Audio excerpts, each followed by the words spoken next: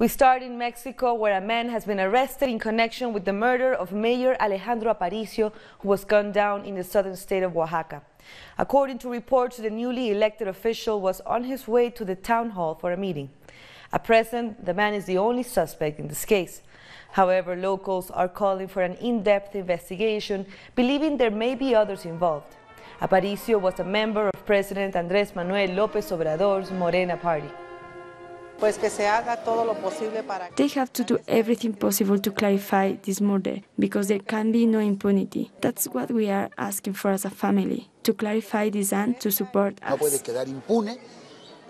There can't be any impunity for a killing of this type. The people in this town detained the assailant, and he was handed to the prosecutor. Today, the prosecutor has the suspect in detention, and we hope that very soon there is a precise investigation into the assailant, because there was not just one person involved. The suspect wasn't the mastermind. There are others behind this case. And we continue in Mexico, where President Andrés Manuel López Obrador wants to recruit 50,000 young people for the country's new National Guard. The establishment of the new Guard is still being debated in Congress, as it requires constitutional reform. If approved, the recruitment would happen over the coming 3 to 4 years. The National Guard aims to fight the growing violence in the country. In 2017, Mexico registered over 30,000 homicide cases, the highest rate in the last 2 decades. Peru's Attorney General Pedro Chavarri has withdrawn an order to remove 2 key investigators from the Odebrecht case. Just before President Martín Vizcarra arrived in Congress to ask for a state of emergency to be declared in the Attorney General's office. If a state of emergency were declared, it would allow Vizcarra to make changes to personnel who can advance the investigation. Also in Peru, indigenous communities and social organizations have said that 2018 was a bad year for the country's indigenous people. They condemned the violations to their rights and the plunder of the national resources. That's the main conclusion of the latest Indigenous Peoples Report, drawn up by the National Coordinator of Human Rights. The impacts have been borne by the native communities, especially those located in the Peruvian Amazon. Social, environmental, cultural and economical impact, especially on women. First of all, it generates separation and confusion among communities, since these enterprises offer jobs. And if the enterprise's goal is not part of the community's plan, there is always going to be these kind of changes. Extractive projects that, according to specialized organizations, are imposed by force without previous consultation, and in some cases, a state of emergency and military forces have been used. Basic rights like people's free transit or peaceful gatherings that are usual in the communities are withheld. Often those territories are unnecessarily militarized. All of this in favor of the industry interest. They don't know what they are harming their human rights. Extractive activities that in the last 3 years have been causing several oil leaks, poisoning water resources and arable land. Those responsible for this haven't been sanctioned yet. This is a dramatic situation. Water sources are contaminated, as well as fish and in many cases, even people. In Chiriaco's case, a complete cleaning had to be done after oil leaked out. More than 300 people are severely sick due to the lack of protection during the cleaning. A situation that could be solved by identifying more than 5,000 indigenous communities which have no recognition over their territories, as well as the lack of health services and preservation of their native languages, since their budget has been cut off by 50%. The construction company Odebrecht has agreed to pay close to $40 million to the Brazilian state company Eletrobras. Officials from Eletrobras said this payment is related to the losses over the construction of 2 hydroelectric dams. The payment is the result of an agreement signed by Odebrecht and authorities to end the investigation into the company. Brazilian President Jair Bolsonaro has issued an executive order that may fatally harm the Amazon rainforest. The new president has transferred the regulation and creation of new indigenous reserves to the Agriculture Ministry. But conservationists fear this will convert the Amazon into farmland. Bolsonaro defended the move, saying large areas of the rainforest are controlled by just a few people, referring to indigenous communities. And Bolsonaro has also signed a decree to remove a section guaranteeing the rights of the LGBTQ community from the country's human rights guidelines. The provisional measure indicates that the recently established Ministry of Women, Family and Human Rights won't have a specific branch for LGBTI people. Bolsonaro has promised to withdraw his country's signature from the newly signed Migration Pact. He announced this during a meeting with U.S. Secretary of State Mike Pompeo in Brasilia.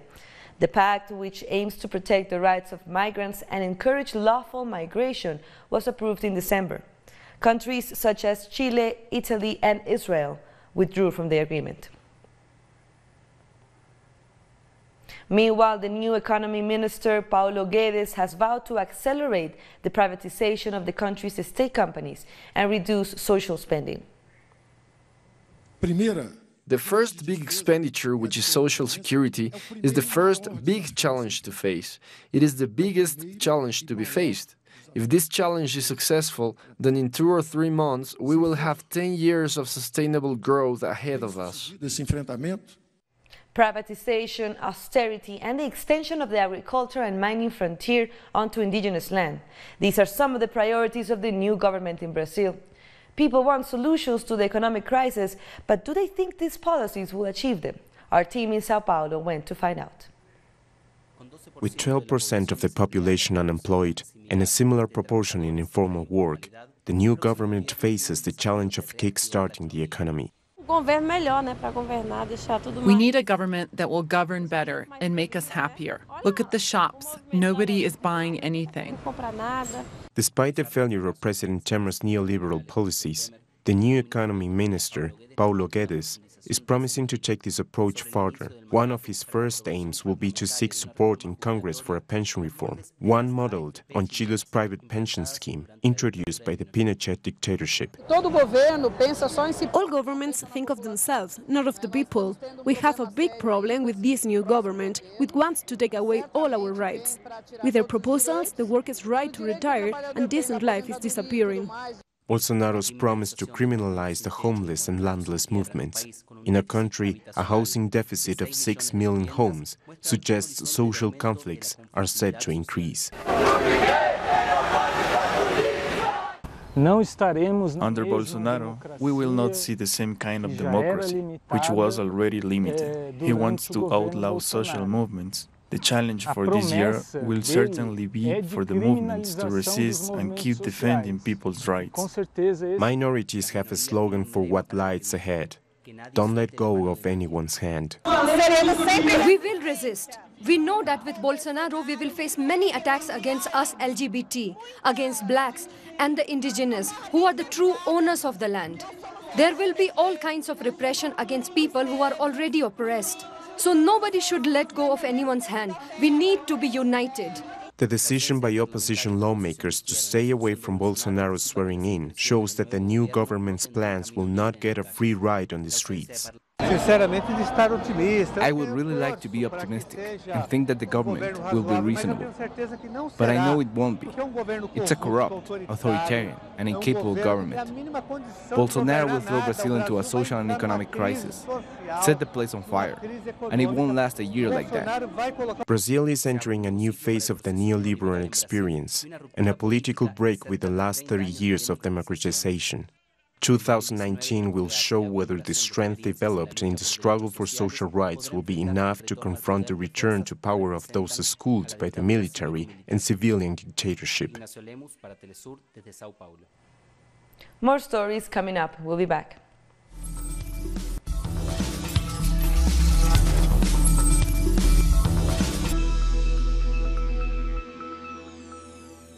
Welcome back. The trial of the police officer in Chile who severely injured a young Mapuche man with a shotgun has begun after a delay of nearly 2 years. Different social organizations demand justice for Brandon Hernandez Huentecol, the Mapuche man whose case has long been delayed. We know that the Chilean National Police Force is an institution that protects offenders in their ranks. It's an institution that is willing to use their resources to protect these people, as we, as feminists, have seen this in other cases. The incident happened 2 years ago when Second Sergeant Christian Rivera shot Brandon with a shotgun, leaving almost 200 pellets in his body. The young Mapuche man was shot from a distance of less than 40 centimeters and it destroyed his hip. He has undergone more than 15 operations so far, but about 80 pellets cannot be removed from his body. The lead in the pellets will continue contaminating his organs and causing him pain. We do not regard this as a simple case of negligence, but as a constant institutional attack against the Mapuche community in the Valmaipo region. Therefore, we want to show huge support for Brandon Hernandez Huentecol, who is part of the Mapuche community.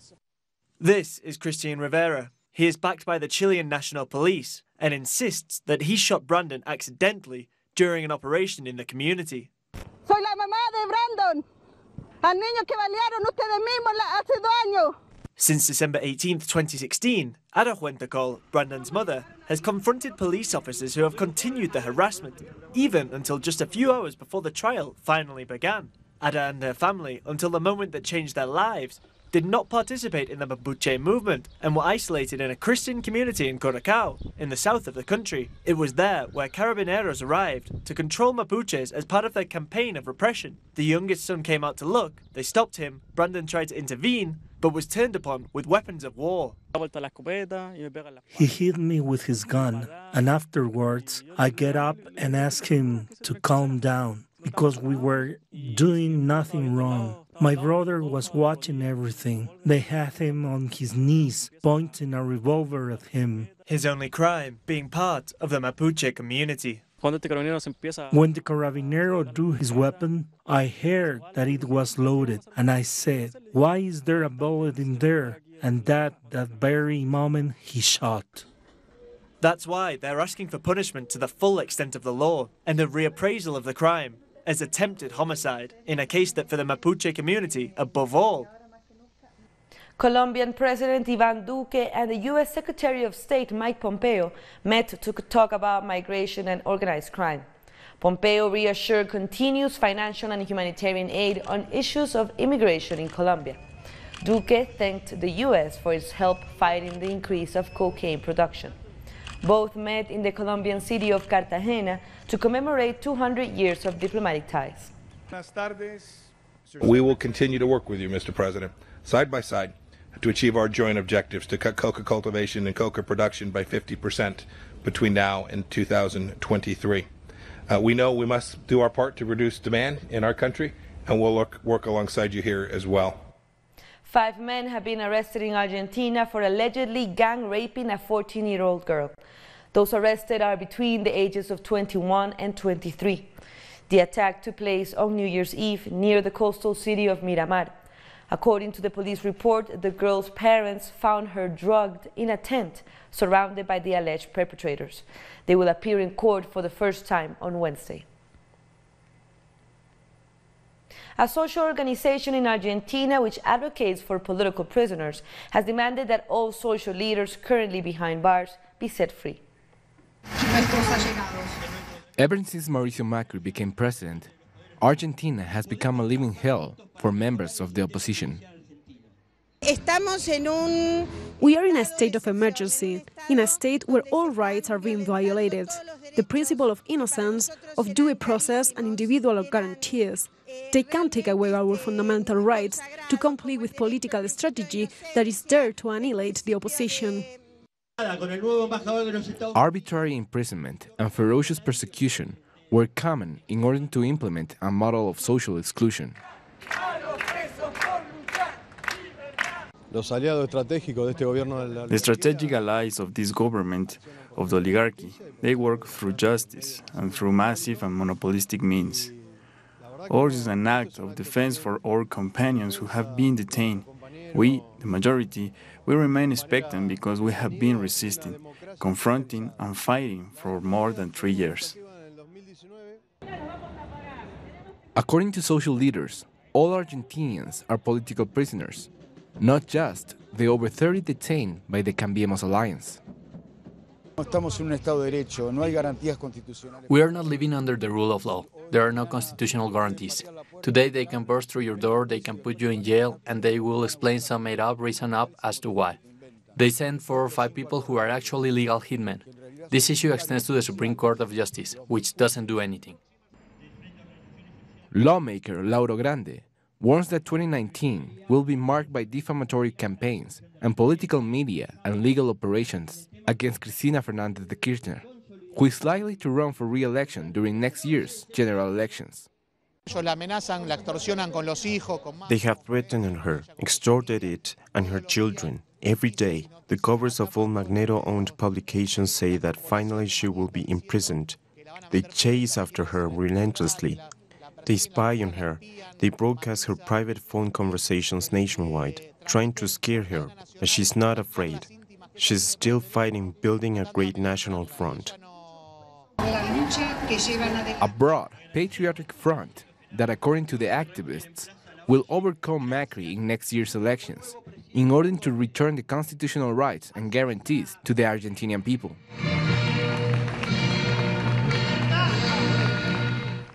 In other news, Telesur spoke with Nicaragua's Foreign Minister Denis Moncada during an exclusive interview on Tuesday. Moncada addressed a move by OAS head Luis Almagro to promote the application of the Inter-American Democratic Charter. We have made an appeal to all Latin American and Caribbean governments for their support to ensure that Almagro's push is avoided, to put a stop to his bad intentions and a legitimate, illegal stance and interventionist stance. With his stance, Almagro is dragging Latin America governments towards a behavior which violates international rights and the OAS own charter.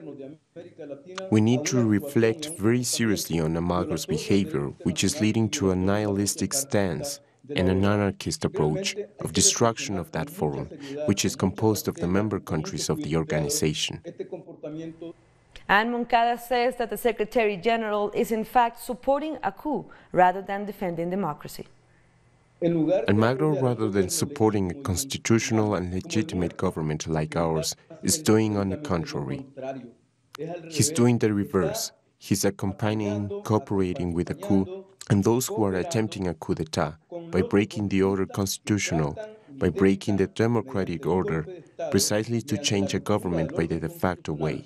By the unconstitutional way, that is what the coup plotters are doing, or at least what these groups attempted to do in Nicaragua, though they were neutralized. The Prime Minister of Jamaica, Andrew Holness, has held talks with the leader of the opposition. Topics under discussion at the confidential meeting were security and crime management in the island. Teams representing the government and the opposition will meet on January 7th to continue this dialogue. In the Democratic Republic of Congo, the Electoral Commission has said it expects the results of Sunday's presidential elections to be delayed. The Commission's president made the announcement at a meeting between the African Union election observer teams and the candidates. He said this is due to slow delivery of ballot boxes to tallying centers. And tensions are high amid the counting, with former president of Mali at the head of this election commission. We told them to face up to their responsibilities and that Africa has its eye on you. Make sure we are not disappointed. In other news, at least 18 people have been killed after armed men attacked 2 villages in the state of Samufara in Nigeria. According to security sources, armed men in a convoy of motorcycles stormed the 2 villages and started shooting people. The attack comes less than 10 days after 17 people were killed in a similar manner in the area. The state has recently been rocked by intercommunal violence over access to land. We're taking one last break, but stay with us.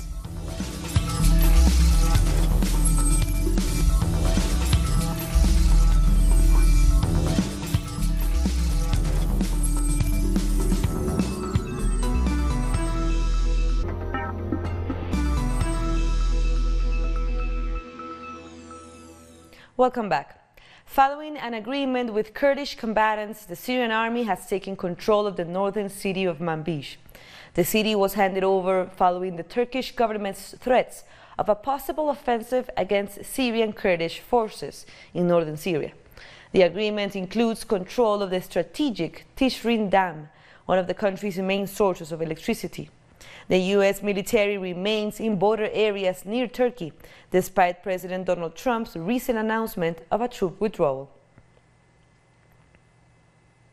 Trump said the U.S. troops will remain in Syria for the time being under the pretext of protecting Kurdish factions in the country. This means that the previously announced troop withdrawal would take longer than planned. But we want to protect the Kurds, nevertheless. We want to protect the Kurds. But I don't want to be in Syria forever. It's sand, and it's death. And in local politics, Democrats have accused Trump of holding the country's citizens to ransom in order to get funding for the wall on the border with Mexico. Democrats have failed to reach an agreement with Trump to end the government shutdown, which has now entered its 12th day. And we hope that they will not use the American people, the millions who depend on these 8 departments, and the workers who are either not working or not getting paid as hostages to have a temper tantrum, pound the table and say it's our way or we hurt all these people. An Iraqi Kurdish activist is on a crusade to eradicate female genital mutilation widely practiced in Iraq's autonomous Kurdistan region. Rasul, who herself went through the process at a young age, challenges the perception that genital mutilation is mandated by Islam. She also warns midwives about infections and the emotional trauma that the practice causes on women. Victims of genital mutilation are between 4 and 5, but could be affected for years because of bleeding, reduced sexual sensitivity, childbirth complications, and depression. In light of the law combating domestic abuse, we are presenting a seminar for women in this village revolving around the harm of female genital mutilation from legal, religious and social aspects, as well as explaining the health damages female genital mutilation causes. Meanwhile, China's Change 4 probe has made history by landing on the previously unexplored far side of the moon. The mission will analyze the moon's terrain and mineral composition. Whilst photos have been taken on the far side of the moon before, no spacecraft has landed there. And finishing with stories from out of this world, NASA has released pictures of what it claims to be the most distant object encountered by humankind until now. The ice mass is shaped like a snowman and was spotted 6.5 billion kilometers away from the Earth. NASA confirmed on Tuesday that its spacecraft flew past the object, located in the solar system's outermost region. The previous record of the most distant space exploration was the encountering of planet Pluto back in 2015. And with that, we come to the end of this news brief, but this and other stories, you can read them from our website at telestorenglish.net. For our viewers in Africa, we are on Starsat channel 461 in South Africa and 539 in Nigeria, and we're on social media as well. For Telesur English, I'm Carla Gonzalez. Thank you for watching.